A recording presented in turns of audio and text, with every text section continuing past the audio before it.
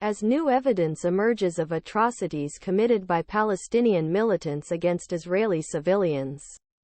And the Israeli army begins its assault on Gaza.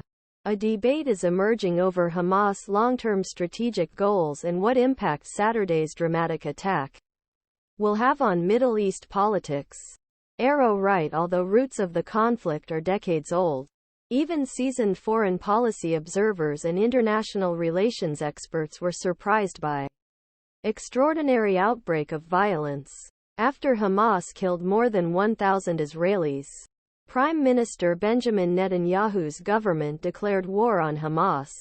At the same time, both Israeli and U.S. politicians, well as other leaders around the world, characterized Hamas attack terrorism. That is, an attack on civilians by non-state actors intended to instill fear.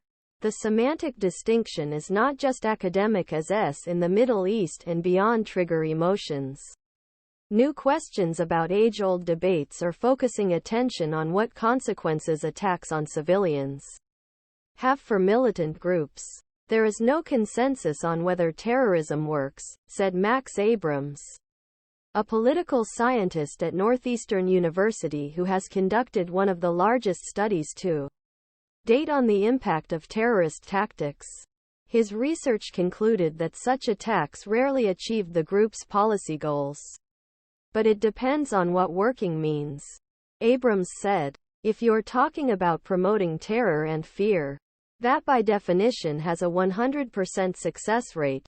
But what about forcing a government to make policy concessions? Much less. It is also unclear how best to push back against the use of terrorism by extremist groups. Targeting civilians is clearly illegal under the rules of war. But these rules are made by countries to govern themselves. Hamas is hybrid group at best. A militant group that governs a region that is not nation-state.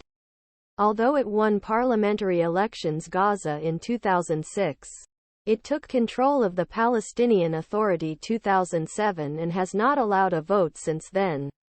But when the United Nations Under-Secretary General for Humanitarian Affairs called on Hamas on Tuesday release the hostages and urged Israel to lift its aid blockade of Gaza, he addressed Hamas as if it were subject international law. My message to all parties is clear: the laws of war must be observed, Martin Griffiths said in a statement. However, according to academics who study the origins and effects of terrorism, militant groups not bound by international legal norms, because they are behind in terms of resources and their targets not traditional military targets. An organization like Hamas, which has been fighting and holding elections for decades, is not just expressing anger, said Peter Krause, a political scientist at Boston College who studies the effectiveness of terrorism. They tried boycotts, strikes, terrorism, military targets, objectives. And Hamas has been very strategic in its use of violence over the years, including when it refrained from launching rocket